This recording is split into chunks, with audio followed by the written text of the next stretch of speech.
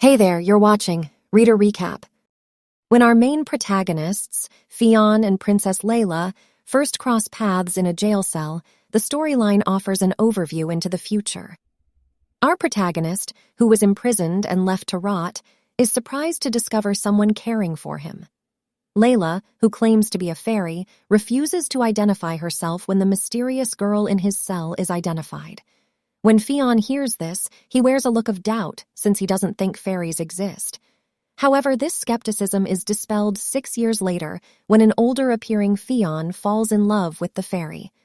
The narrative shifts back to the present when a little girl who loves to read comes home from school and discovers a letter on her desk. The memo advises her to take her vitamins with juice that is nearly over its expiry date and to not forget to do so.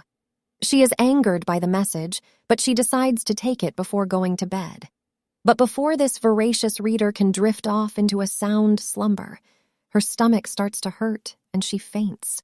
The little girl eventually opens her eyes to find that she was being strangled and that her soul has now been transferred into Princess Leila's body. Not only that, but she also learns that she has entered a fictional realm called Beliana, a narrative she is all too acquainted with. They had an emperor on this planet by the name of Beliana. He was an elf who had the supernatural abilities to create and heal. During this time, the emperor fell in love with a human, and she gave birth to his magically powerless offspring.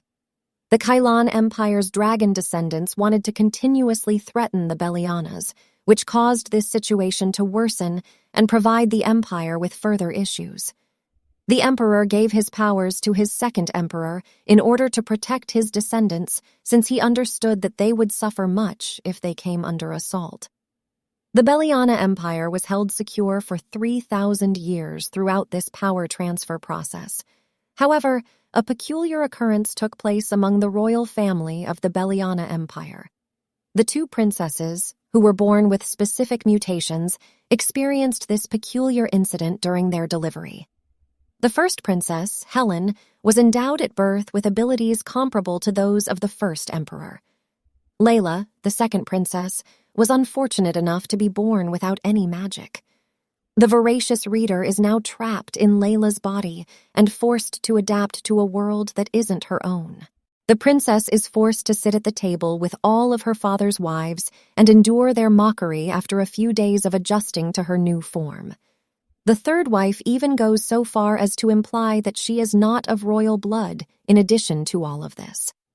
The emperor's first wife attempts to defend herself, but Leila recognizes that it is all a deception and that her presumptions are confirmed within a short period of time because to her familiarity with everyone in this realm.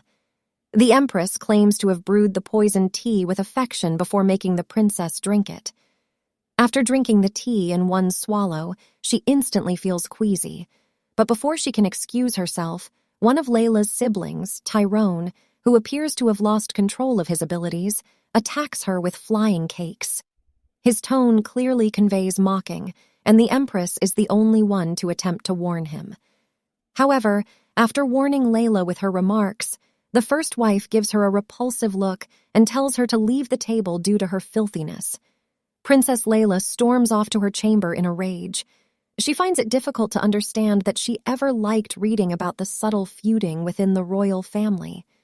Their actions were absurd, and as Leila gets closer to her chamber, she suddenly recalls that the princess was supposed to have passed away in the opening chapters of the book. Although things were a little different between the princess she had read about and the person she was now, this recollection also makes her recall nearly being strangled, and she wonders if it was how the actual Leila ended up dead in the book. Leila, a fictional character, had previously merely been a mutant princess without any special abilities, but now that she was inside her body, she possessed supernatural abilities that no one in the Empire was aware of.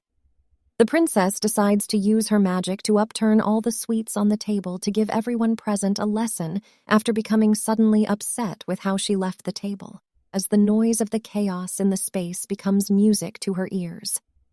Leila uses her power once again later that evening, but this time she travels to see Fion, who was held captive in Hilda's jail. She had adored reading the book, and Fion, the Hilda family's heir, had also been her favorite character. The princess creates a posh candle stand to light her way since she thinks the prison's entrance to be too eerie. Fion alerts her to the fact that she smells like poison as soon as she enters the cage, however.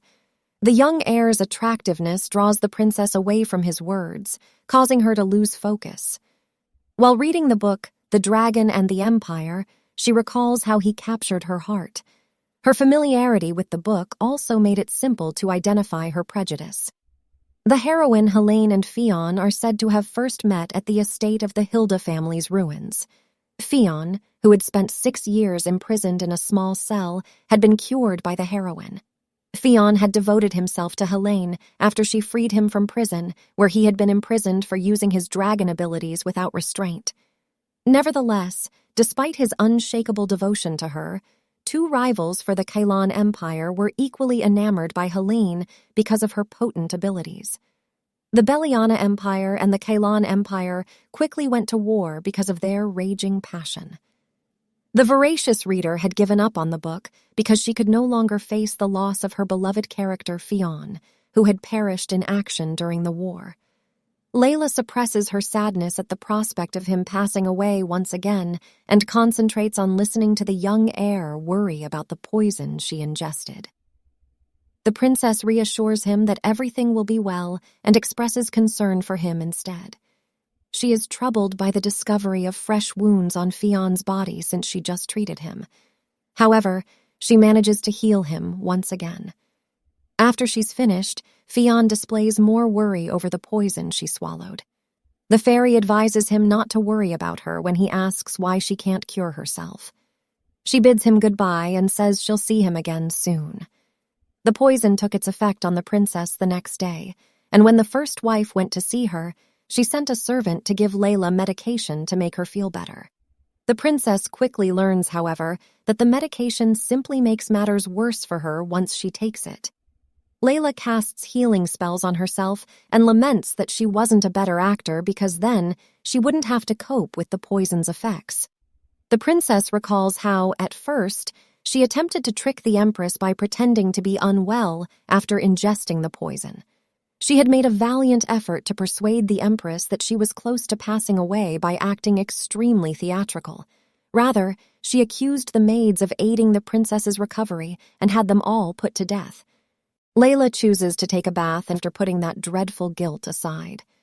She is perplexed as to why the princess has not fled despite her great power when the conjures up flowers as petals suddenly emerge in her bath. The voracious reader subsequently comes to the conclusion that the princess had to have a valid cause for remaining. Later on in the day, Leila breaks into the imperial treasure chamber to steal a jewel before going to see Fion in Hilda's jail. She hears the new mistress of the Duke moaning about Fion's excellent health as soon as she enters the walkway leading to the jail, however. The mistress becomes increasingly certain that the young heir must be receiving assistance, particularly after seeing him with a stylish candle stand. A maid who had accompanied her quickly asserts that nobody is aiding Fion, but her statements are ignored.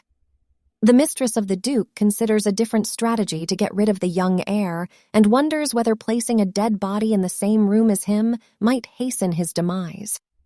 The mistress claims that what she said was a joke when she notices her maid's horrified reaction. Leila becomes enraged while this is happening and rushes to meet Fion as soon as they leave the jail area. When the princess finds her bias in such a terrible situation, she nearly cries. On the other hand, the young heir is adamant on saying sorry to her for letting them damage the candle stand she provided for him. At this point, Leila thinks it is absurd for him to apologize, so she chooses to heal him instead. Before she accomplishes this, however, the princess recalls that Fion had an additional thrashing as a result of her healing him. She quickly comes to the painful knowledge that she was to cause her bias suffering, and she devolves into misery. Instead, Fion offers Leila a loving embrace and expresses happiness that she no longer has a poisonous odor. The princess, who had previously stolen a silver dragon's heart jewel from her bias, now feels better. Fion was supposed to be given the strength by the gem to escape from jail on his own, But Leila realized that her preparations were ineffective since Fion was still a child and hadn't yet awoken his dragon. The princess chooses to ask Fion what he wants since the other options she had were equally wrong. The young heir takes a moment to consider his options before telling Leila that he wants to accompany his mother back to the Cylon Empire. The princess quickly informs him that she is unable to bring people back to life since she had presumed his mother was dead. Leila is relieved to learn that his mother was simply dozing off after nearly passing out from humiliation over her erroneous assumption, and she makes a pledge to rouse her up. In an effort to utilize her healing abilities to awaken the Duchess, Princess Leila teleports to his mother's bedroom. She tries this numerous times, but the Duchess doesn't budge, which starts to annoy her. The next morning, Leila has visions of the Duchess. She starts to worry about what could happen to Fion since she made no progress yesterday and wonders whether her abilities aren't powerful enough to rouse someone from a deep slumber. The princess, who was lost in concentration, is surprised when Helene enters and throws open the door. The second princess flinches in agony as a confused recollection of the first princess attempting to murder her rushes through her brain exactly as soon as she sees her half-sister. Leila reassures Helene that everything is okay and thanks her for worrying. The princess's remark, however, provokes an unexpected response from Helene, whose expression darkens as she orders her half-sister to keep away from her. Leila is taken aback by the first princess's response, but she chooses not to linger on it since she has more pressing issues to deal with. She teleports to the Duchess's chamber while still considering what may have gone wrong with her healing magic yesterday. Leila notices as soon as she arrives that, despite Fion's mother still being sleeping, her face is less lifeless. The princess decides to give it another go, and this time tells the woman everything about the abuse Fion was subjected to while she slept. The pale Duchess awakens right away when she hears this and asks where her son is. As soon as Leila tells her that Fion is all right, she starts to relax considerably. The Duchess then proceeds to explain to Leila why she thought sleeping was preferable than confronting reality. She believed that when the guy she had imprinted on cheated on her, life was no longer worth living.